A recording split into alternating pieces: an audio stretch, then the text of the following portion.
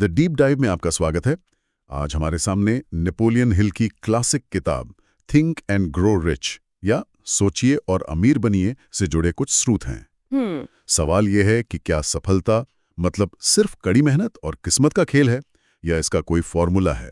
कोई ऐसा फॉर्मूला जिसे कोई भी सीख सकता है? हाँ, और हिल का तो दावा यही था।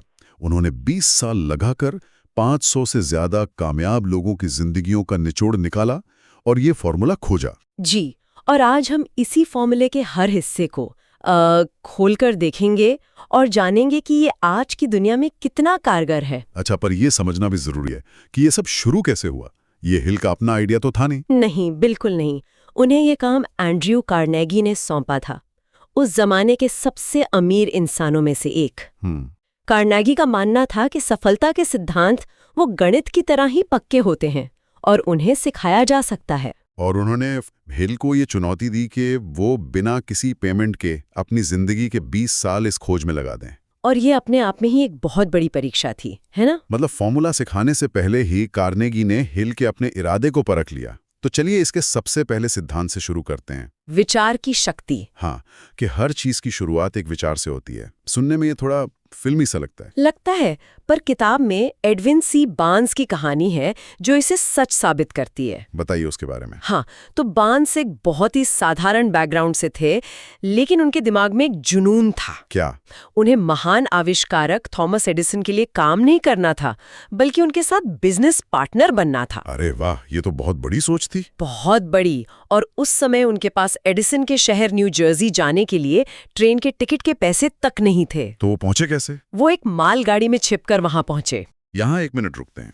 आज की दुनिया में अगर कोई बिना अपॉइंटमेंट के किसी बड़े सीईओ के ऑफिस पहुंच जाए, हाँ, तो उसे तो शायद सिक्योरिटी बाहर निकाल देगी। हाँ, तो एडिसन ने उन्हें अंदर आने ही क्यों दिया? यही तो इस कहानी का सबसे दिलचस्प हिस्सा है।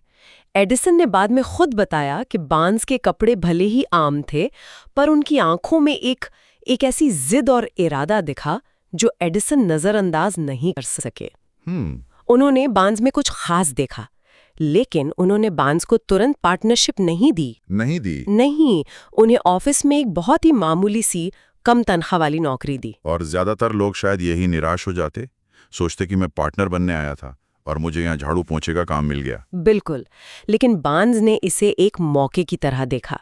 वो हर दिन उस ऑफिस में थे, एडिसन के आसपास। वो इंतजार कर रहे थे। हाँ, हर छोटी बड़ी चीज पर नजर रख रहे थे और अपने मौके का इंतजार कर रहे थे। वो दिमागी तौर पर खुद को एडिसन का पार्टनर मान चुके थे। बस उसे हकीकत में बदलना बाकी था। एकदम। और मौका मिला जब एडिसन ने एक नई मशीन बनाई, एडिसन डिक्टेटिंग मशीन। अच्छा। उनके अपने सेल्समैन को लगा कि ये मशीन बेचना बहुत मुश्किल है। और उन्होंने ज्यादा दिलचस्पी नहीं दिखाई। और यहीं बार्न्स ने अपना हाथ उठाया होगा। एकदम सही।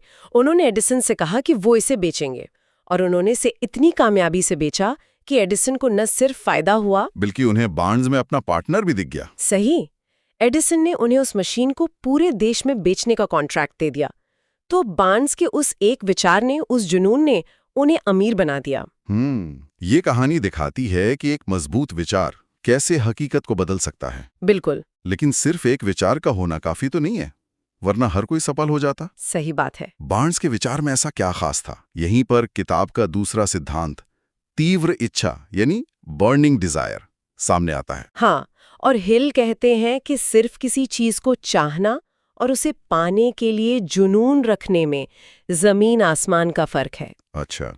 एक हल्की फुल्की चाहत मुश्किल आने पर खत्म हो जाती है, लेकिन एक बर्निंग डिजायर आपको तब भी आगे बढ़ाती है जब सब कुछ आपके खिलाफ हो। तो इस इच्छा को हकीकत में कैसे बदलें? इसके लिए हिल ने एक बहुत प्रैक्टिकल 6 कदमों का तरीका बताया है। चलिए उन कदमों को समझते हैं। पहला, आप ठीक कितना पैसा चाहते हैं वो रकम तय करें। बहुत सारा पैसा जैसा गोल काम नहीं करता। ठीक है, एक निश्चित रकम। हाँ।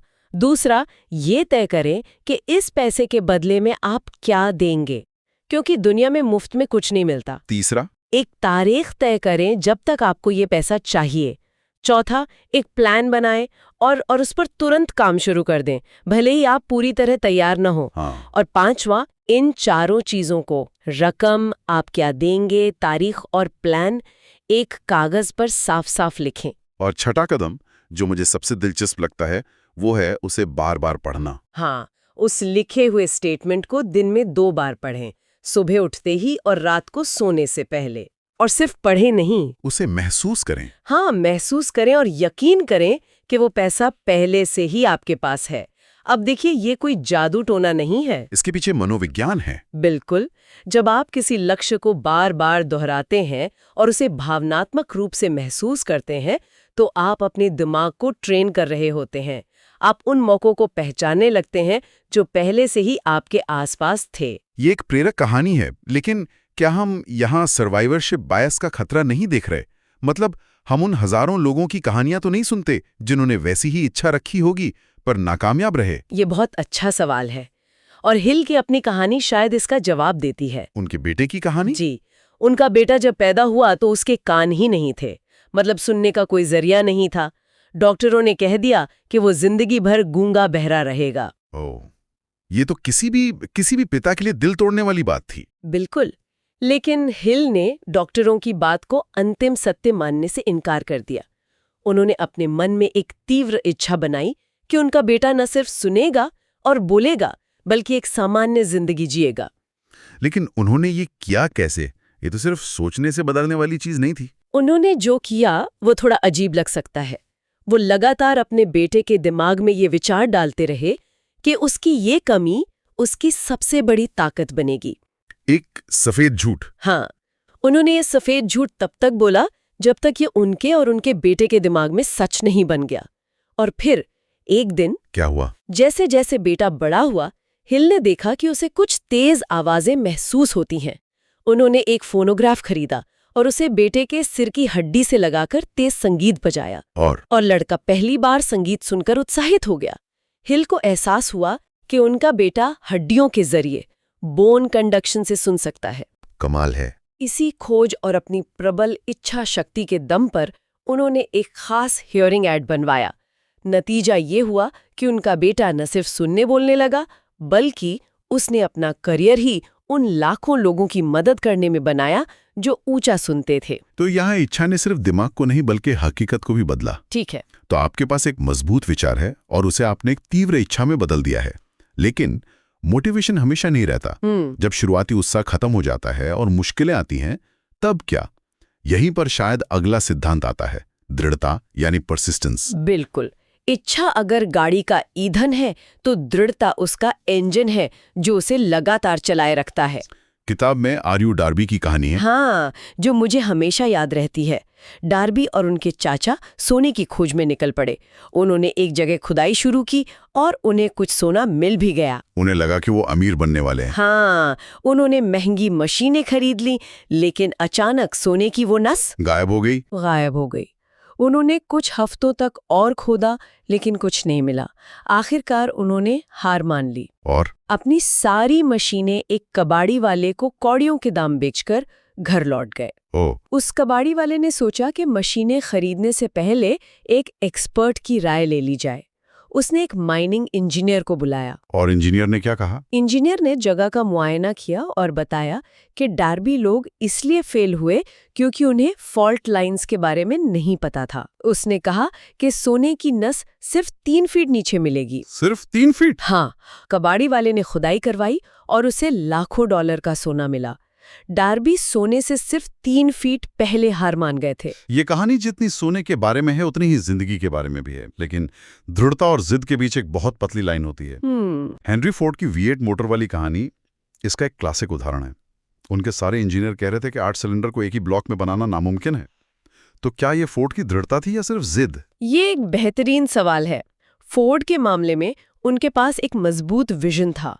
वो सिर्फ एक इंजन नहीं बना रहे थे, वो आम आदमी के लिए एक शक्तिशाली और किफायती कार बनाना चाहते थे। सही।